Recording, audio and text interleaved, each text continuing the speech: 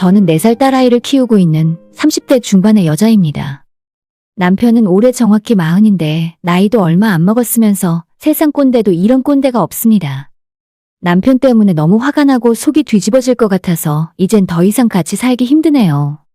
지금은 돌아가셨지만 저희 시아버지가 생전에 저희 시모를 그렇게 쥐잡듯 잡으셨다고 해요.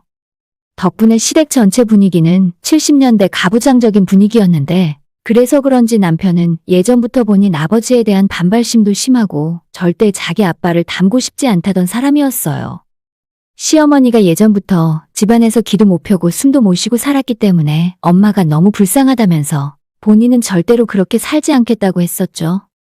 하지만 어째 나이가 한 살 한 살 들수록 본인이 싫어하던 시아버지와 똑 닮아가는 모습이 너무나도 소름이 끼칩니다. 저는 지금은 일을 잠시 쉬고 집에서 살림하며 아이와 함께 있어주고 있습니다. 결혼 전부터 아이 낳기 전까지는 저도 멀쩡한 회사 다니고 있었고 나름대로 젊은 나이에 인정받고 진급도 빨리 해서 잘 나가고 있었어요. 하지만 아이가 생기자마자 육아휴직을 2년 동안 했었고 그 뒤로 회사에 복직하려고 할 때 남편은 그냥 제가 일 그만두고 집에서 아이 초등학교 들어가기 전까지는 살림했으면 좋겠다고 하는 바람에 고민 끝에 회사를 그만두게 되었습니다. 남편이 그때 자주 하던 이야기는 부부에게 각자의 위치와 역할이 있는데 남자는 가족을 책임지기 위해 나가서 돈을 벌어오는 것이고 여자는 아이 낳은 뒤부터 집에서 아이 키우고 살림하는 것이 각자 맡는 역할이라고 하는 겁니다.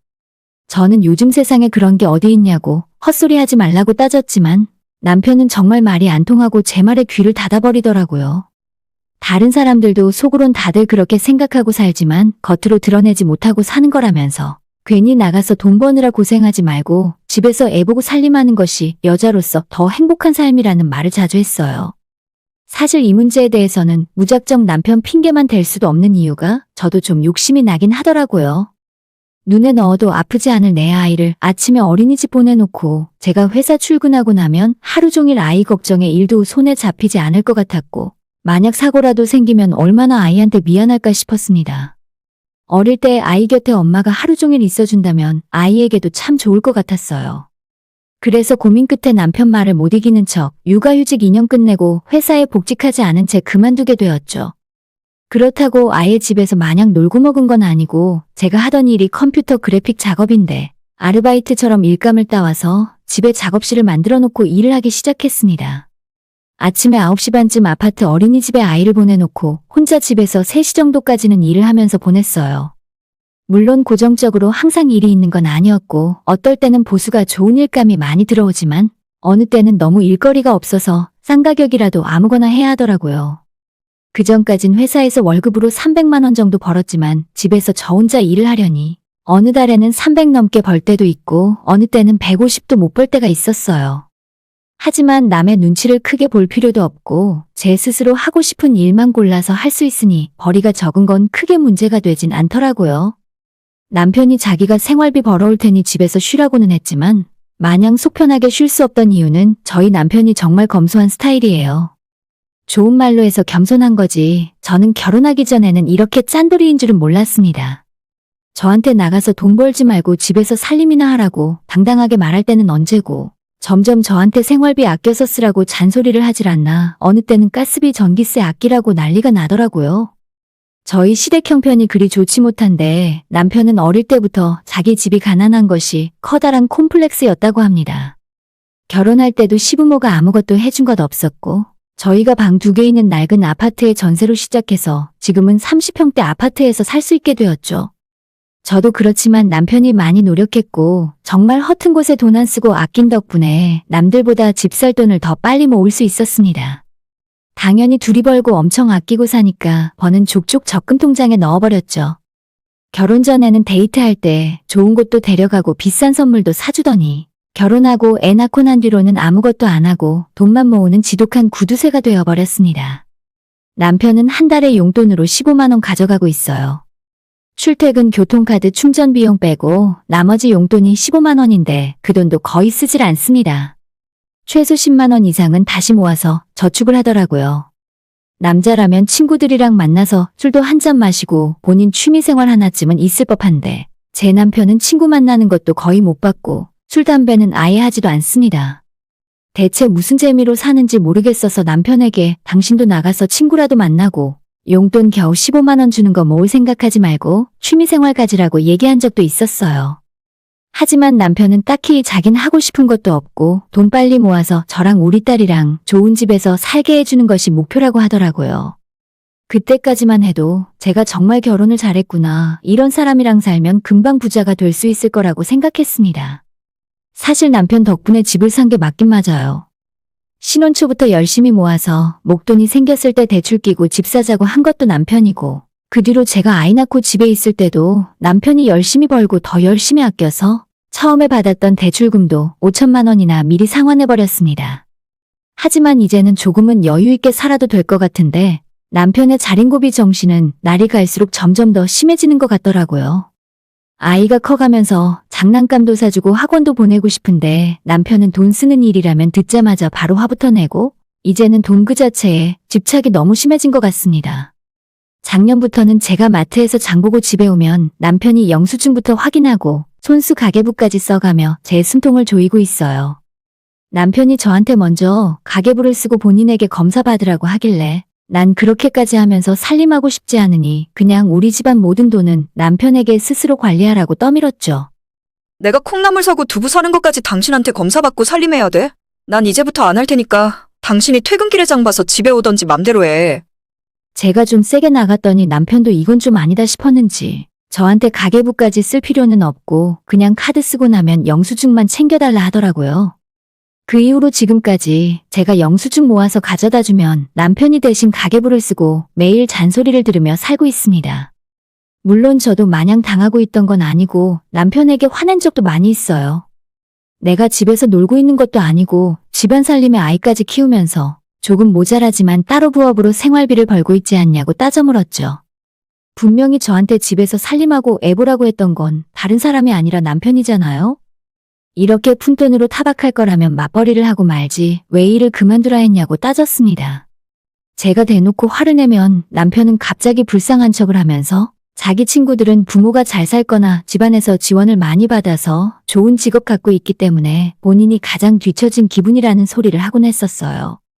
아직 우리 딸이 어려서 괜찮지만 나중에 초등학교, 중학교 가기 전까지 더 좋은 집 사서 부자 동네로 이사를 가야 아이한테 부모로서 면목이 설 것 같다는 소리랍니다. 아니 남들이야 어떻게 살 건 우리는 우리대로 행복하게 살면 되는 거잖아요? 처음 결혼 시작할 때야 가진 게 아무것도 없었지만 지금은 우리 집도 있고 눈에 넣어도 아프지 않을 예쁜 딸도 있는데 적당하게 돈 모으면서 쓸 때는 쓰고 살아도 충분하지 않을까 생각해요. 매일 돈돈거리며 스트레스 받고 스크루지처럼 절약하는 남편의 모습을 이해할 수 없었지만 한편으로는 저와 우리 딸을 위해 노력하는 거라 마음이 아프기도 했었죠. 사실 남편 주변 친구들 중에 이상하리만치 돈이 많은 사람들이 몇 명 있어요. 초등학교 때부터 알고 지내던 절친이 2명 있는데 두 사람 모두 집안이 잘 살고 스스로 돈도 잘 버는 능력 있는 사람들이었거든요.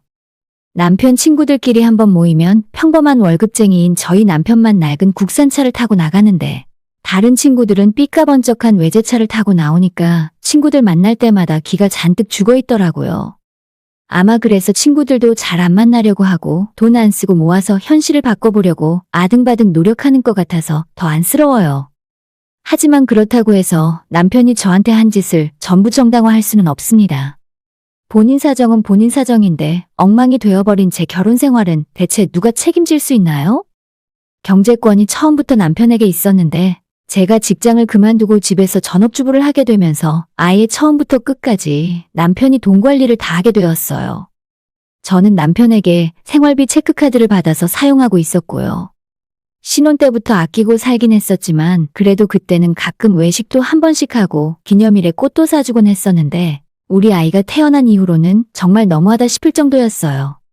우리 세 식구가 나가서 외식다운 외식을 해본 적도 한 번 없고 쉬는 날에 아이 데리고 놀이공원 한 번 간 적이 없었습니다. 제가 남편에게 오늘은 나가서 맛있는 거 먹고 분위기 있는 곳에 가고 싶다 이야기해도 당신 집에서 밥하기 싫어서 그러는 거지? 괜히 쓸데없이 돈 쓸 생각하지 말고 찌개 끓여서 밥 먹자. 나는 당신이 해준 밥이 제일 맛있더라. 라고 하면서 무조건 돈 안 쓰고 넘어가는 것이 제일이었죠. 그러다 작년 가을에 남편과 크게 한번 싸우게 된 적이 있었는데 9월 말인데도 낮 기온이 30도가 넘고 여름처럼 더운 날이었어요.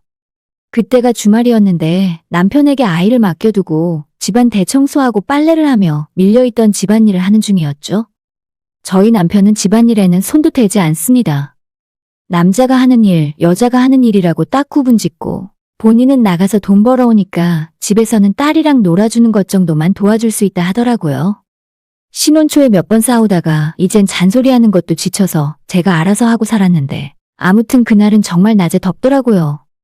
제가 사는 아파트가 오래되고 낡은 곳이긴 해도 채광이 너무 좋아서 햇살이 거실 끝까지 들어오는 바람에 낮에는 정말 덥습니다. 겨울에는 난방비가 얼마 안 나와서 좋지만 여름에는 암막 커튼을 쳐야 할 정도예요. 아무튼 집안 대청소하면서 돌아다녔더니 금방 땀이 뻘뻘 날 정도로 더워졌는데 제가 에어컨을 켤 때마다 남편이 1분도 안 지나서 바로 꺼버리는 겁니다. 여보, 나 땀 나는 거 안 보여? 청소하느라고 덥다고. 나 딱 1시간만 틀어놓을게. 남편이 세 번째 에어컨을 꺼버렸을 때 저도 너무 짜증나서 한마디 하고 말았어요. 그러자 그 뒤로는 남편이 에어컨에 손을 대진 않았는데 얼굴 표정만 봐도 불만이 잔뜩 생긴 게 보이더라고요. 보나마나 9월 말이고 이제 가을인데 제가 에어컨 튼 게 짜증나서 저러는 겁니다. 본인은 가만히 앉아서 아이랑 놀아주고 있으니 하나도 안 더운데 왜 에어컨을 트는지 전혀 이해 못하는 사람이거든요. 그러던지 말던지 저는 일일이 신경 쓰기도 싫어서 보고도 못 본 척 해버렸어요. 남편이 저러는 거 하루 이틀도 아니고 괜히 대꾸했다가 말다툼하기 싫어서 못 본 척 하는 게 낫거든요. 그 뒤로 30분 동안 온 집안 청소를 다 끝내고 빨래까지 털어서 건조대에 널고 나서 이제야 허리 펴고 좀 쉴 생각으로 소파에 앉았는데 남편이 기다렸다는 듯 한 소리 하는 겁니다. 야, 청소 다 끝났으면 에어컨 끈다면서? 왜 안 꺼? 빨리 에어컨부터 꺼! 저는 이제야 집안일 끝나고 앉아서 좀 쉬려고 하던 참에 저런 말을 들으니 짜증이 안 나겠어요? 땀도 하나도 안 마르고 아직 더운데 남편이 저딴 식으로 말을 하니까 기분이 팍 상하더라고요. 당신은 내가 에어컨 바람 쐬는 게 그렇게 아까워? 내가 가만히 놀고 있었던 것도 아니고 방금까지 대청소했잖아. 그랬더니 남편이 한다는 소리가 평일엔 대체 뭐 하다가 주말에 자기 있을 때 보란듯이 집안일 하면서 유난 떠냐고 하더라고요. 제가 평일에 집에서 놀고 먹는 거 아니에요. 저도 외주로 일감 받아서 집에서 일을 하고 있고 일하면서 돈 벌잖아요. 돈은 돈대로 벌고 집안일까지 저 혼자 하고 있는데 그깟 에어컨 바람 한 번 맘대로 못 쐬나요? 결국 그날 제가 남편에게 쌓여있던 감정이 폭발하면서 결혼하고 처음으로 가장 크게 싸웠습니다. 내가 내 집에서 에어컨도 못 틀면서 남편 눈치나 보고 살아야 하냐고 따졌더니 남편도 평소에 제가 낭비하는 돈이 너무 많답니다. 그 말 듣고 너무 벙찌고 어이가 없어서 이젠 부업 안 하고 집안일이나 할 테니까 당신이 알아서 우리 세 식구 먹여 살리라고 했죠. 그전까지는 제가 150을 벌든 200을 벌든 남편에게 매달 100만 원씩 주고 있었거든요.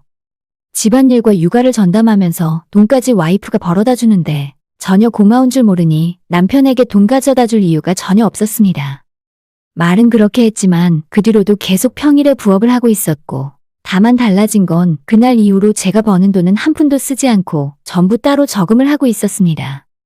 여자가 집에서 살림을 하더라도 비상금 정도는 있어야 제가 기죽지 않을 수 있겠더라고요. 한 집에서 살며 이렇게까지 해야 하나 가끔 회의감이 들기도 했지만 얼마 지나지 않아서 제 생각이 틀리지 않았다는 걸 알게 되었습니다. 연말이 오기 전에 갑자기 기온이 뚝 떨어지고 저희도 양가 부모님 댁으로 연말 선물을 하나씩 보내기로 했어요. 웬일인지 남편이 저한테 먼저 처갓집에 전기장판 같은 거 보내드리자고 하길래 이제야 사람이 정신 차리고 좀 바뀌려고 하나보다 싶었죠. 돈 쓰는 일이라면 인상부터 벅벅 쓰던 사람이 웬일로 우리 친정에 돈을 쓰나 싶었는데 마다할 이유가 없으니 하나 사서 보내라고 대답했죠. 남편이 15만 원 정도 하는 나름 괜찮은 전기장판을 산다고 하길래 진짜 저 짠돌이가 무슨 바람이 불었나 싶었지만 잠시 후에 남편 하는 말이 엄마 집에도 하나 더 사서 보낼게. 라고 말하길래 속으론 그럼 그렇지 생각했어요. 시댁에 선물해주고 싶었으니 괜히 처가 핑계 대면서 같이 보냈구나 싶더라고요. 그래도 이 정도로 생각해준 것만 해도 많은 발전이다 싶어서 저도 고맙다 말하고 넘어갔습니다. 친정부모님도 사위에게 처음으로 선물다운 선물을 받아서 좋아하셨고 이렇게 즐겁게 훈훈한 연말을 보내는구나 싶었습니다. 그런데 바로 지난주에 시어머니 생신이시라 남편이랑 딸을 데리고 시댁을 찾아갔었죠. 저희 시댁은 차로 1시간 반 걸리는 지방에서 살고 계신데 하필 어머님 생신이 설과 가까워서 매번 연초에 2번씩 방문을 해야 합니다.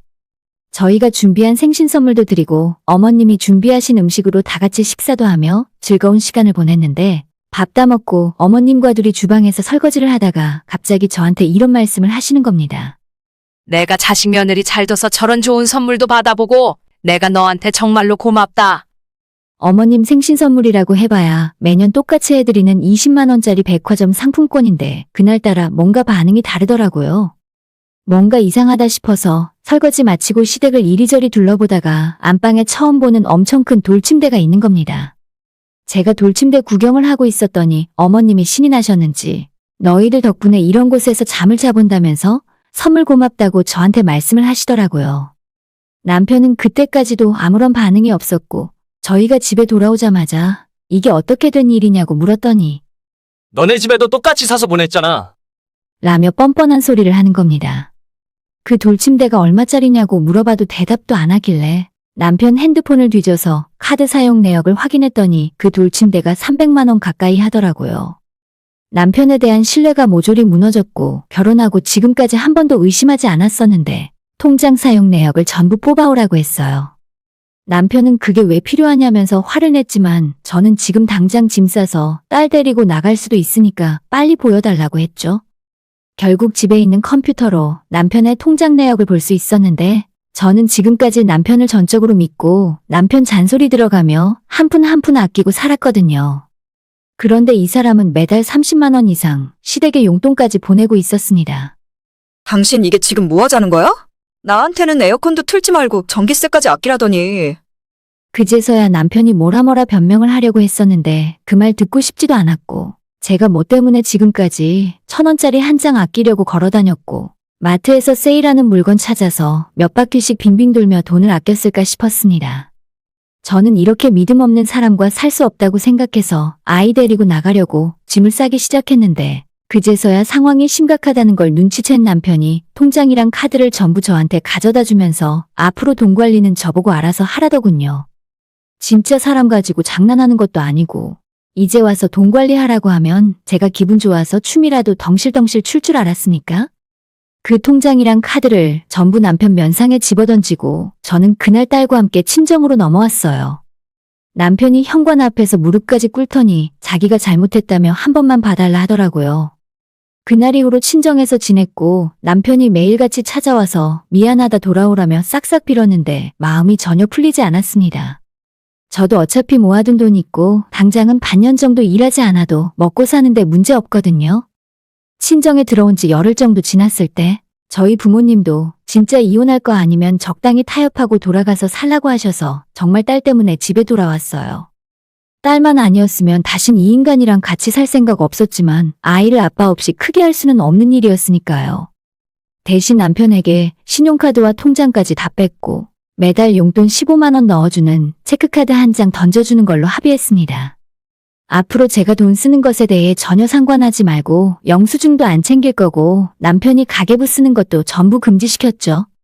그렇다고 해서 제가 경제권을 쥐었지만 돈을 흥청망청 맘대로 쓸 생각은 없습니다. 저도 우리 딸 미래를 생각해야 하고 열심히 돈 모아서 더 좋은 집으로 이사가고 싶거든요. 다만 일주일에 한 번 정도는 맛있는 것도 먹고 딸이랑 같이 좋은 곳도 놀러 다닐 거예요.